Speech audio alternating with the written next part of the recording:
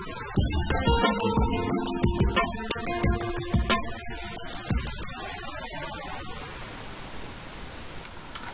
traders, thought I'd just run through some of the trades that we looked at in the trading room today.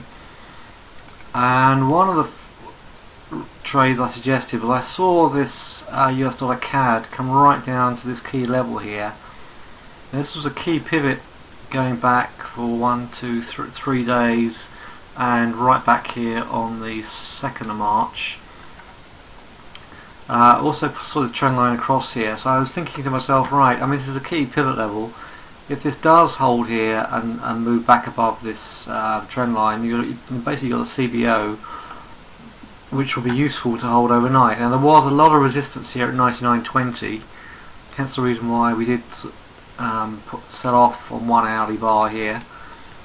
But so I suggested that if this, in the 5-minute chart, if the US dollar CAD held here on this hourly bar, you know, as it was forming the bottom here, then you might want to take it and hold it over. So I was in roughly, let me see, this 5-minute chart was here's my entry, 98.90, and we're currently 99.33 and moving up well. So all these pullbacks are getting bought. Okay, so that was one trade in the room. I did started trading the call, and I got a couple of stop outs, small stop outs. Stood back, I then saw this breakout here. Took a pullback to the 50 MA here. Took it out with I have to say I took it off here. But then when I saw this trend line coming in over from yesterday, holding this 50 MA, I got back in here at 51 and traded it up to 59. So the stop outs in the corn were more than compensated for in the beans. The oil started off to be a little sort of quiet and subdued. I took this hammer here up to the 50 MA and stood back, so a small scalp up to there, stood aside, and then as this was playing out, started to take these breakups. But then, now I took it off at the fib zone up here, and then I tried to go long again here. Well, I did go long here on a stopping bar on the 50 MA, just under the 50%, close above. All looked very good to me. The stochastics was low, etc, etc. When I got stopped out and I saw that reversal bar under the 50%, I flipped it. So I went short on the break of this bar here. So to me, that's, you know, a reversal bar under the 50% to me is a great short. So I took that, ran it down, got out with low RSI. I got back in on the break of this bar here and ran it right the way down to the 127 extension and took it off on the hammer. So took my time, just let the market come to me today, and those were the trades. I did trade the pound. I was just in scalping mood because I thought this, you know, two decent closes up and close above, back up above this pivot would see this move up, but it was very volatile. So you can see we took this trade in the room, and one of our members took it right off at the highs, 57.20. I took it off as it closed below, and then I just, after the hour, now where is it? I think it must have been this bar here, or this hammer here. I got back in down here, and then again as it got to this key level here, you can see there's a lot of price action around that level and started to fail. I took it off again because basically I was long the dollar with the US dollar CAD anyways. I wasn't expecting, I was certainly very cautious about this pound, having been long the US dollar. I didn't want to, you know, short the US dollar to to such an extent where I want to, trying to get a run out of it. That's what I'm trying to say. Okay, so I didn't touch the Dow at all. Had a good start to the day. Stopping bar, a big move up. Engulfing bar, stopping bar, higher close, close below. So very choppy. We really are nice and high up here. So this is moving very well. Not doing an awful lot though. We haven't had a decent closing. I haven't traded the last hour on the Dow for a very long time. Right, let's have a look at what's setting up on swing trade level. This is why I'm happy to hold the US dollar CAD over and only scalping the pound to the upside. I mean, with the strength of this dollar index, really I should be scalping to the downside rather than trying to buy the long. But anyway, the hammers were working. I could do both, but I'm obviously interchanging with different markets. So I mean, this dollar, this is exactly what I expected. A big move up. I talked about the consolidation and said we were going to move towards these higher levels, and that's exactly what's happened. So gold is suffering, really suffering. I was initially looking for a pullback here, but with today's move down to this side, I am just steering well clear. Interesting. Up till recently, we've been pretty much looking at just getting long the gold, but this is a completely different situation now. So I'm going to just get rid of that. So let's have a look at the fibs and see where we are on the fibs on this. So this is the big picture. Let's drag that right down to the lows. So you can see we couldn't even get to the 50%. Couldn't get through the 50 EMA. Even with these 3 days of buying, I talked about just avoiding it. I think the opportunity to get short this is gone unless you take a pullback, short pullback to 1655.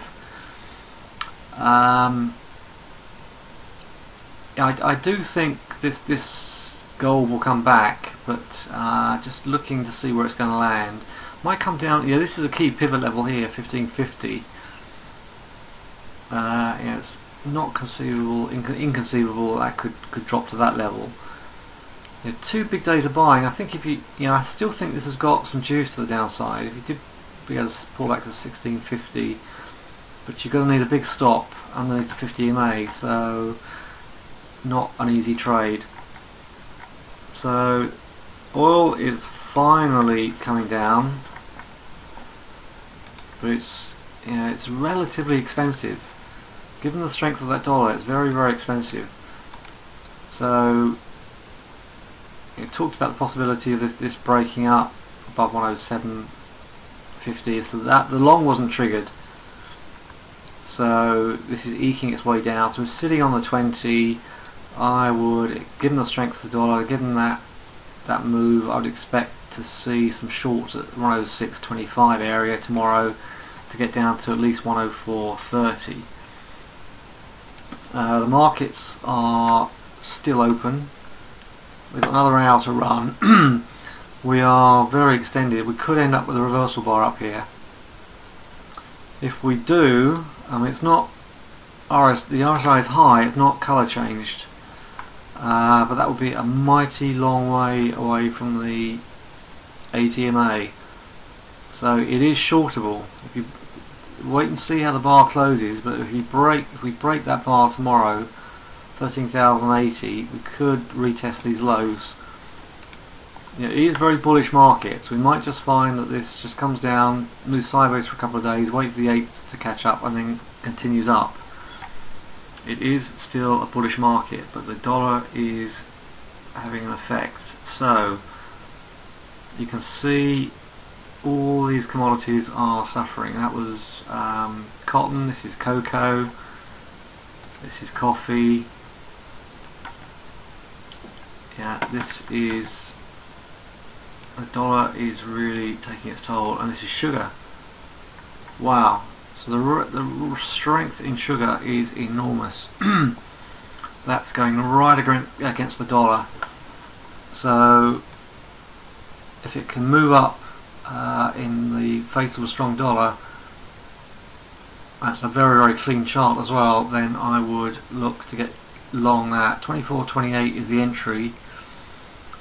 I wouldn't go too far back. I would 23.77 is the main pivot, so if you go 23.60 that should keep you out of trouble. Platinum must be suffering as well, yes. Grains. Corn is coming in contact with the 127 extension and is pulling back. Beans, right, reversal bar. That's a star, gap to the 8 and RSI. These beans are due, we're at 13.50, we might just consolidate and move up again. And the wheat is weak. Right, Forex. And the Aussie dollar is extremely weak. And you could short 104.87. The stop can be 105.68, but you've got the 200 EMA there. Let's whiz through the charts. Aussie Swissy just holding there. Aussie CAD showing the strength of the CAD and the weakness in the Aussie. It's got a lot of support down there, so I wouldn't go short that one. CAD Swissy moving up really well. That's a reversal bar, the massive gap to the 8. I think that will hover and later continue the move. New Zealand and the US is in an earlier stage of selling. Pull back to 81.37 with a stop at 82.50. I don't think that 200 would hold, but obviously that is a barrier. So the risk reward ratio is not sufficient if you believe that will hold. That's good. Euro, Swedish krona, but I would leave it. It's not a convincing setup. So the Euro Aussie is right back up to this trend line. I think it will go. If you're in this, well done. You know, the stop has held. I think tomorrow I would look for a breakout, see if that can bust up, and if it does break up, I think it will break up very well. Euro New Zealand.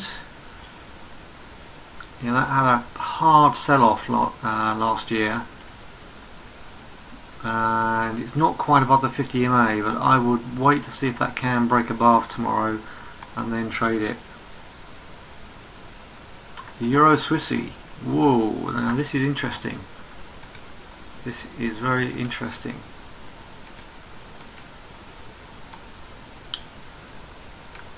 That needs a big stop. That's 2 days of decent buying. I'm not going to touch it. I think there's too much intervention in that one and too much manipulation, and I'm not going to trade it. Euro CAD looks as if that could hold down there. Euro US continues the drop. It's not holding, but we've got support down there. This has been a tough one to swing trade because it's been very choppy. You know, a couple of big buying days in there, selling days, ain't buy. You know, that's a very difficult one to swing trade. But I don't see that holding. This dollar, the trend in the dollar is significant, and I think, let's have a look at the fibs. Right, but below the 50% fibs, I mean, you could short 30.45 if you're prepared to have a stop up there at 31.90 on the basis that we could get right the way down there.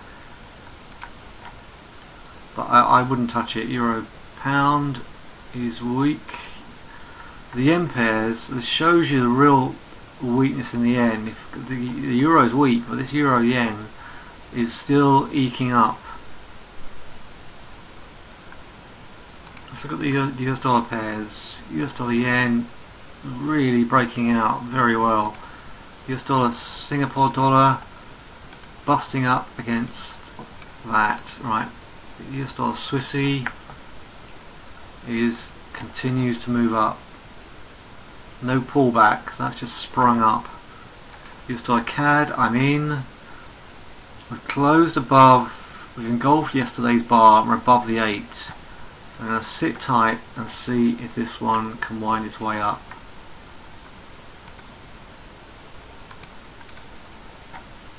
Because if that can...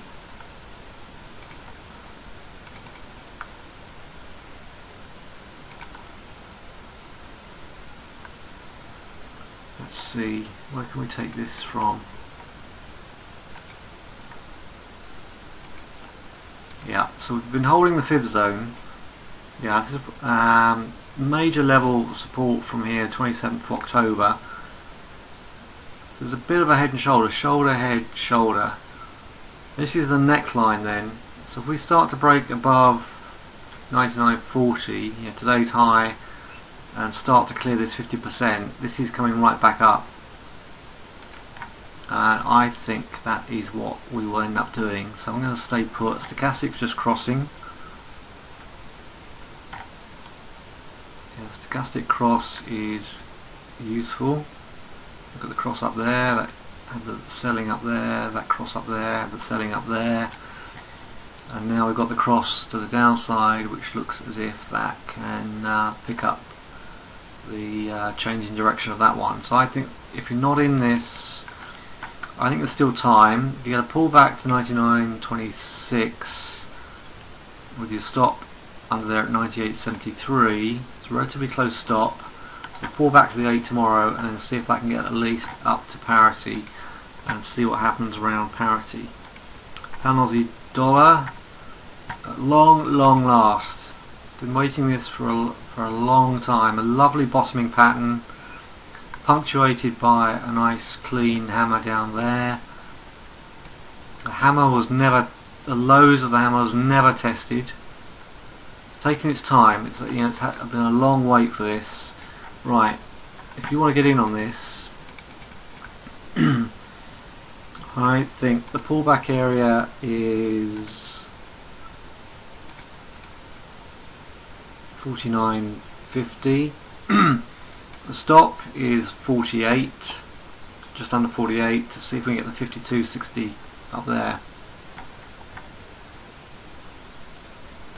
Pound CAD, no trade. Pound yen is just unbelievable. This is a real strength in the pound and a real weakness in the yen. Two huge bars up there, huge. It's too high to buy now, you're getting in way too high, so I would stay away. Pound Swissy, no pullback, it just breaks out. The pound US, struggling. So we've got support here, we've touched support today. I was kind of hoping for a higher close, but this one was just too choppy and is not happy. Now that's pretty much a reversal bar under the 50 EMA there. This could be ready to go, but we are still inside of yesterday's bar. Stochastics are very low, but that's a lot of congestion up there. I'll just stay away. So the options are Aussie US short, New Zealand US short, which is the better of the two, of those two Australasian pairs. Euro Aussie, if you're in it, stay in it. Pound Aussie, if you're not in it, I would suggest you get a pullback and the pound leave. And gold, leave alone. We will see how that one can play. Okay, so you can see how the fibs on this work out really well. You have failure at the 50%, 127 captures the low, and now we're getting rejections from yesterday's lows. Alright, I do hope that helps, and see you at the next update.